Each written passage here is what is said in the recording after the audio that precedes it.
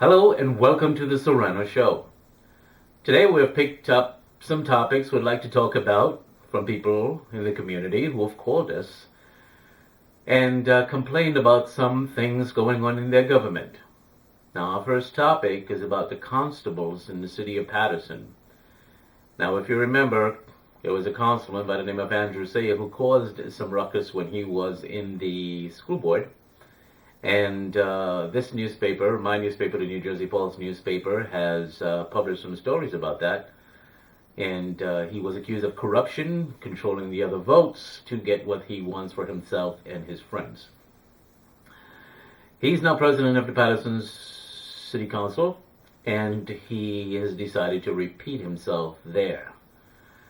There is a situation with some constables, and there is the chief constable, or the acting chief, has lobbied Sayer and the director of police and a few other people to get rid of this particular gentleman by the name of Davis.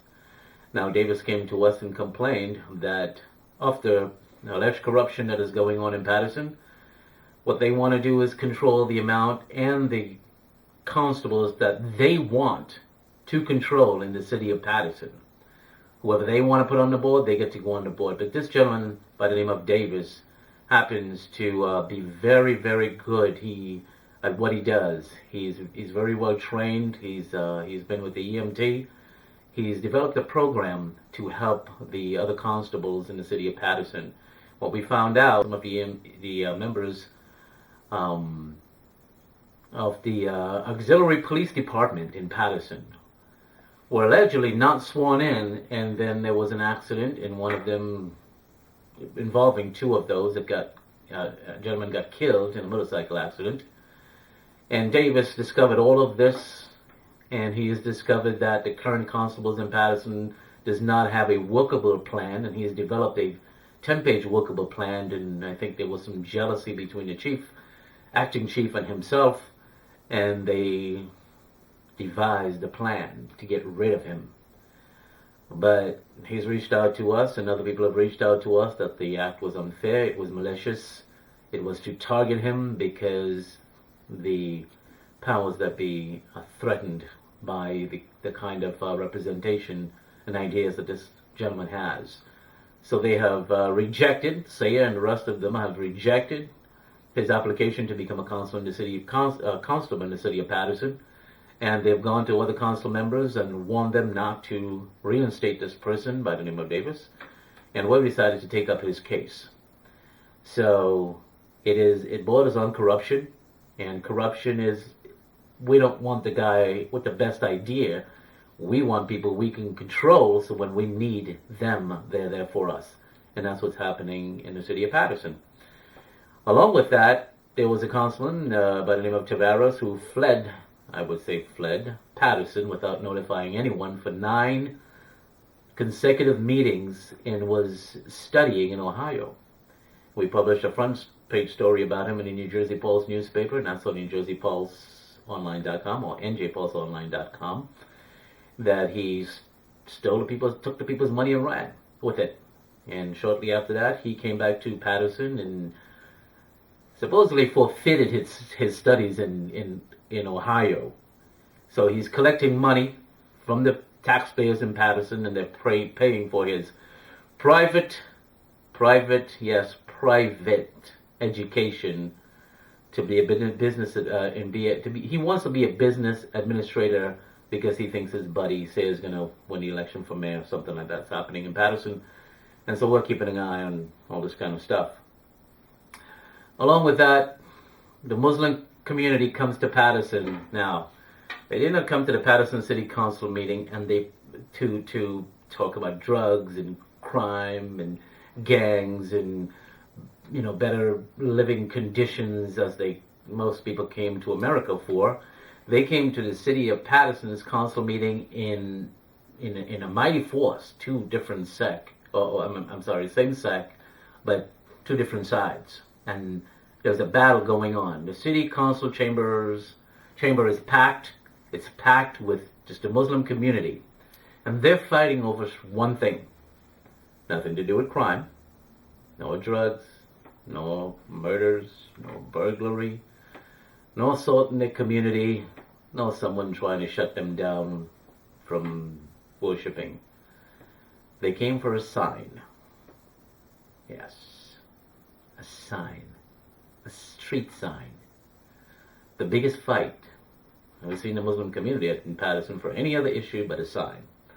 So allegedly what happened is some guy opened up his basement and allowed this group of people to worship Islam in that basement.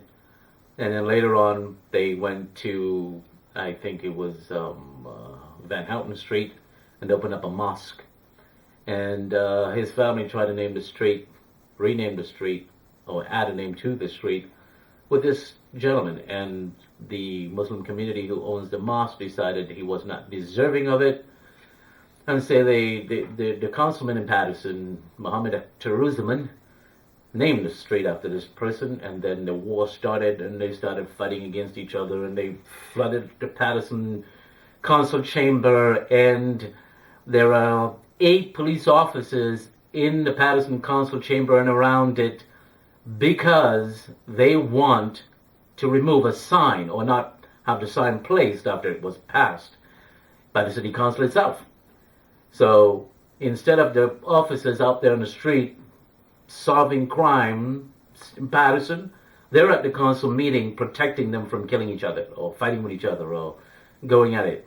And this is what's happening at this thing. So the Muslim community that actually goes to the mosque was very, very angry, and they brought in the Imam Katanani, who stood in the audience, and I don't know what he had to say. He left early. So they were fighting over this sign. They did not want an American street off of Main Street where their mosque is be named after this guy. So now they're going to rename the street. That application was rescinded because of the battle. Now they're going to rename the street to the mosque. Now they have argued there's a separation of church and state.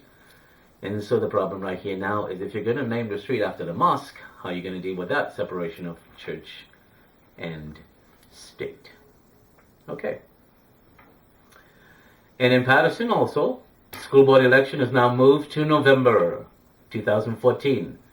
Now a couple of city officials and those on the school board has come to the city council chamber again to gripe about them moving the election to November, and this is the most horrible thing that could ever happen in Florida city of Paterson.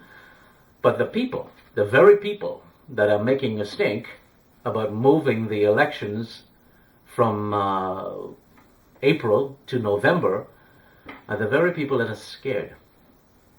Yes. So what's going to happen is during the course of November, when there is a party line, they try to put up candidates for the school board, but they can't because it's in April. So what this does is the main beneficiary of this will be the Democratic Party in Passaic County. Because what's going to happen is the Democratic Party are very good at running a line. So what they would do is when they advertise their promotional flyers, banners, whatever, they will put that line across if it's line A, but the school board will be in a different line. And so they will promote, if you're going to vote for line A, also vote for the school board line C or D or whatever they put up. And they will be able to take the entire school board away from the individuals who voted for in November. And those individuals are very upset. The school board members who voted for this knows what's going to happen. It's going to be party line, party line. Vote for school board, line C, Democrat. Vote for school board, perhaps line A, Democrat. And that money would be spent to get that together. And that's what folks are afraid of. And they come to the city council meeting to gripe about that. There are at least 3 members of the school board that are not coming back next November because they are independent of that party line. And in the mail today, I'm going to switch topics. We got this. It's a Times magazine. And it is their cover, and on their cover, it's the class of 2012. 25. Now, you're missing what I'm trying to show you here. There was a black kid, there's a white kid, and there's a white kid. In 225, the majority of the residents, and may not all be citizens, will be Hispanic. It's the fastest growing culture in the United States, but they're not. They're out of time. They just didn't get that. They're just not looking into the future. I mean, if you're going to say 2025 and you don't have the foresight to look into the future to see there should be at least a Hispanic person here, because they will be the majority in the United States. And if you live in Bergen County, the freeholders have passed a resolution to. This is I think the second time they've done this. They would like to merge the sheriff department with the police department. The county executive has stated that she is. Kathleen DeNova has stated she's not going to allow that to happen. The executive powers belong to her. That part of the government should not interfere with her business, and therefore she vetoed their resolution. And the freeholders are hoping that they will override that veto. This had happened before, and the executive had sued and won. So it's just another waste of taxpayers' dollars that you're going to see happening there in Bergen County again. They're going to veto it. She's going to sue them. She's going to win. And the freeholders have stated that this is not to show that she has no power, but basically to show that we have power too. And unfortunately, their power falls short of her powers that was given to her 25 years ago. And in the Garden State, New Jersey, there's a judge by the name of Mary Jacobson from Mercer County, and that judge has ruled that gay couples can now marry in the state of New Jersey. This happened while Christians were sleeping. Yes, they were sleeping. What is happening, there is a group called Garden State Equality, and that group has silently and publicly and otherwise been lobbying the government and pushing the lawmakers to pass laws against, I guess, I'll take a quote from a pastor in Paterson who stated they are making laws against our gospel and our Jesus Christ, and this is a law against what we believe. And they have rescinded votes from assembly members, particularly Benjamin Wimberly and Shavonda Sumter. We don't know if they're going to do that this year. They endorsed them last year. There's been no endorsement this year from that church. What has been happening is they do not want laws being made against their religion. That's all the time that we have for today. Thanks for watching, and bye for now.